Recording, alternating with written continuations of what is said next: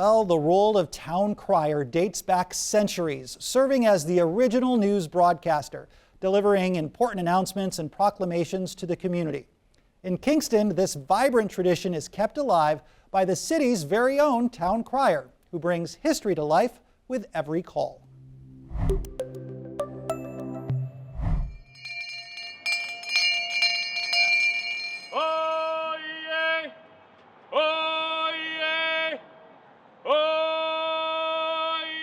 Clad in vibrant regalia and a voice that can carry across centuries, Kingston's town crier has been a cornerstone of this historic city for 40 years. What started as a one-year commitment quickly turned into a lifelong calling. In 1984, it was the bicentennial, the 200th anniversary of Ontario. And across the province, they had created this historical reenactment of town crying, and each little town in Ontario would basically compete, have competitions to see who would be their town crier. And of course, I was, I'm not shy by any means, but I had no idea what it was all about, and I sort of left it to the last minute. And we got a Henry VIII outfit together. We found some lace that was left over and picked up a straw cowboy hat, and then basically spray painted it, made it look into a tricorn hat. Borrowed my sister's long white stockings. On the Sunday, I went down with a proclamation I had written with my best friend, who is now fairly well known in Canada as a great actor, Randy Hewson. Taped it together with masking tape and went on Sunday and did it and read it and won. The town crier's role extends beyond just announcements. It's a bridge between Kingston's past and present, fostering community spirit and connecting residents to their shared history. Chris Wyman is an institution here in Kingston. He's probably one of the best community ambassadors that I have ever seen. He is incredibly enthusiastic, he's supportive, and just the sheer range of events that he will go to and help and support is really, really amazing. It's honestly, I think it's fair to say, it's hard to imagine Kingston without the town crier. 4 decades of service is a milestone few achieve. And for Kingston's town crier, it's been a journey filled with both personal and civic pride. From proclaiming local milestones and welcoming international visitors to delivering personal announcements like wedding proposals. I've done so many cries for international media that's come to Kingston. I've done cries in Chinese, Spanish, Russian, German, French. The hardest ones are for celebrations of life, especially if you know the person or you know the family. They're hard to do and keep your emotions stable. I mean, I've cried for funeral directors, when they come to Kingston. I've done NATO with the NATO. You have to be a real diplomatic for that one. I've done 2 in my career, 2 proposals of marriage. The second one was a few years back, which was in Market Square, and that was a good one. It was for an old high school friend of mine, and I had written 2 endings.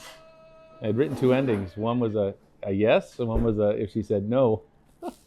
So I was so glad I didn't have to do the no one, because she said yes, and they're still together. I think it was 10 years ago. His proclamations definitely captures attention, but it's his personal interactions that have left an indelible mark on the community, from children in awe of his booming voice to residents who find comfort in his familiar presence. The town crier's impact is deeply felt in Kingston's daily life. I've lost count of the number of events that we would both show up at, but I can tell you he is very much a local celebrity. And so I can tell you, if there's an event and it's myself and the town crier, it's the town crier that gets the requests for selfies and for photos, and the kids are so attracted to him and adults want to meet him as well. And so I think that just speaks to, right, the just the notoriety that he has and just the impact that he's had on the community. The role of the town crier dates back centuries to a time when literacy was limited and newspapers were a rarity. Town criers were the original news broadcasters, delivering royal decrees on market days and community news to the public square. See, people think it's a colonial thing or a British thing. It's not really. It can be anything.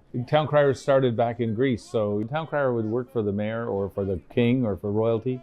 And he would be told to go out on the streets and say good things, but sometimes bad things, like, we need more bushels of hay, we need more of this for taxes, And of course, when the town crier went out and started saying that for the king, they would throw rocks at the town crier, and basically he became a target.